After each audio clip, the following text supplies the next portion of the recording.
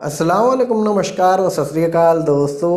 मैं हूं आपका दोस्त मोहम्मद शहजाद और आप देख रहे हो शहजाद दीवाना ब्लॉग्स। तो दोस्तों, अगर आपको जाना है जॉब के लिए विदेश, तो आज के इस वीडियो में मैं आपको बताने वाला हूं कि अगर आपके पास 50,000 रुपये से लेकर के 1 लाख रुपए है तो आप किस कंट्री के लिए अप्लाई कर सकते हो। अगर आपके पास 1 लाख रुपए से लेकर के 2.5 लाख रुपए है तो आप किस कंट्री के लिए अप्लाई कर सकते हो।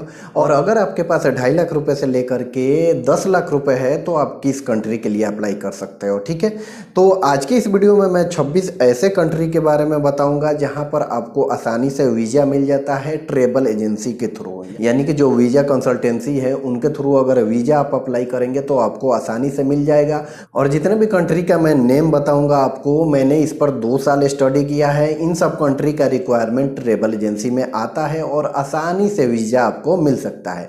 तो चलिए वीडियो को शुरू करते हैं। अगर आपको सीखना है कि जॉब कैसे मिलता है, वीजा कैसे मिलता है, तो आप मेरे चैनल को सब्सक्राइब कर सकते हैं और साथ ही साथ बेल आइकन भी दबा देना ताकि जो भी वीडियो अपलोड करूं नोटिफिकेशन के जरिए आपको मिलता रहे। तो मेन टॉपिक की ओर जाने से पहले मैं कुछ आप लोगों को इन्फॉर्मेशन देना चाहूँगा कि मैं जितने भी कंट्रीज़ के नेम बताऊँगा आप लोगों को, उसको मैं 3 पार्ट में डिवाइड किया है। जैसे कि पहला पार्ट में वो लोग जा सकते हैं जिनके पास कुछ भी एजुकेशन ना हो, इवन वो अपना सिग्नेचर भी ना कर पाए, वो लोग भी जा करके जॉब करके अपना इनकम कर सकते हैं। ठीक है, दूसरा पार्ट वो होगा कि जिनके पास थोड़ा इंग्लिश का नॉलेज है और वो नॉन मैट्रिक भी रहे या मैट्रिक भी रहे, वो लोग भी जा सकते हैं।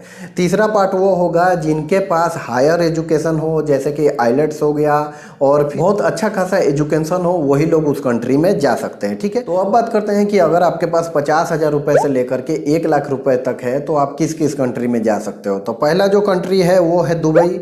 दुबई में क्या होता है कि बहुत लोग विजिट वीज़ा पर जा करके फिर वहाँ जॉब ढूंढ करके करने लगते हैं और इसमें बहुत रूल है, आप लोग इस पर स्टडी करना उसके बाद जाना। अगर आपको डायरेक्ट वर्क वीज़ा चाहिए तो आप कंसल्टेंसी के थ्रू भी जा सकते हैं। ठीक है, दूसरे कंट्री का बात करें तो वो है कुवैत, तीसरे कंट्री का बात करें तो वो है ओमान और चौथे कंट्री का बात करें तो वो है कतर और पांचवें कंट्री का बात करें तो वो है सऊदी अरबिया और छठे कंट्री का बात करें वो है मालदीव्स।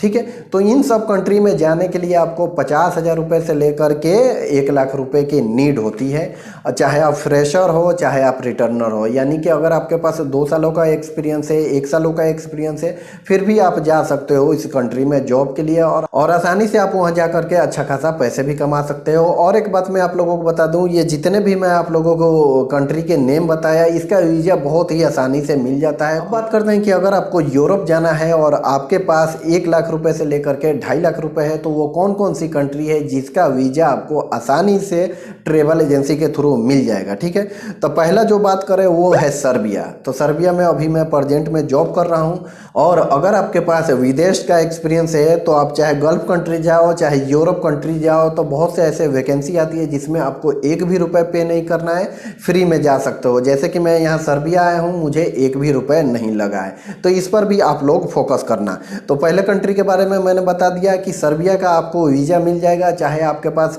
एजुकेशन अच्छा हो या एजुकेशन नहीं भी रहेगा फिर भी आपको वीज़ा मिल जाएगा, लेकिन थोड़ा बहुत इंग्लिश चाहिए। ठीक है, और मैं जितने भी अभी आप लोगों को कंट्री के नेम बताऊंगा उसमें अगर 30% भी इंग्लिश मालूम है आपको तो आसानी से आपको वीज़ा मिल जाएगा। ठीक है, दूसरे कंट्री का बात करें तो वो है रोमानिया, तीसरे कंट्री का बात करें तो वो है क्रोएशिया, चौथे कंट्री का बात करें तो वो है बुल्गारिया, पांचवें कंट्री का बात करें तो वो है उज्बेकिस्तान और छठे कंट्री का बात करें वो है रशिया। तो ये यूरोप में नहीं आता, लेकिन फिर भी यहाँ पर भी आपका फ्यूचर अच्छा रहता है, जिसकी वजह से मैं इस लिस्ट में शामिल किया हूँ। ठीक है, जिसमें आपको 30% भी इंग्लिश मालूम है तो आपका सिलेक्शन हो जाएगा, इसीलिए इसको शामिल किया हूँ। ठीक है, और 7वें कंट्री का बात करें वो है मलेशिया और 8वें कंट्री का बात करें वो है सिंगापुर। ठीक है, तो इन सब देश में अगर आपको जाना है जॉब के लिए तो अगर आपके पास 1 लाख रुपए से लेकर के 2.5 लाख रुपए है तो आप इजीली जा सकते हो। लेकिन कुछ ऐसी भी ट्रेवल एजेंसी है कि यही सब कंट्री के लिए 5-5 लाख 6-6 लाख रुपए मांग रही है, लेकिन वो ज़्यादा सर्विस चार्ज होता है। यानी कि अगर 1 लाख से 2.5 लाख के बीच में देकर जा रहे हो सर्विस चार्ज, तो समझो कि आप सेफ जोन में हैं और इजीली जा करके आप अपना जॉब कर सकते हो। ठीक है, अब बात करते हैं उन यूरोप कंट्री के बारे में जहाँ पे आपको हायर एजुकेशन चाहिए, अच्छा खासा इंग्लिश चाहिए और वहाँ पर जाने के बाद बाद आपका 100% फ्यूचर ब्राइट होता है। लेकिन इन सब कंट्री का जो वीज़ा है वो थोड़ा मुश्किल से मिलता है और सर्विस चार्ज जो है वो ज़्यादा लगता है। तो अगर आपके पास 2.5 लाख रुपए से लेकर के 10 लाख रुपए तक है तो आप इन कंट्री के लिए ट्राई कर सकते हैं। तो पहला जो कंट्री है वो है माल्टा। ठीक है, माल्टा का बहुत ज़्यादा वैकेंसी आता है। अपने इंडिया में बहुत ऐसी ट्रेवल एजेंसी है जहाँ से आप अप्लाई करके जा सकते हो।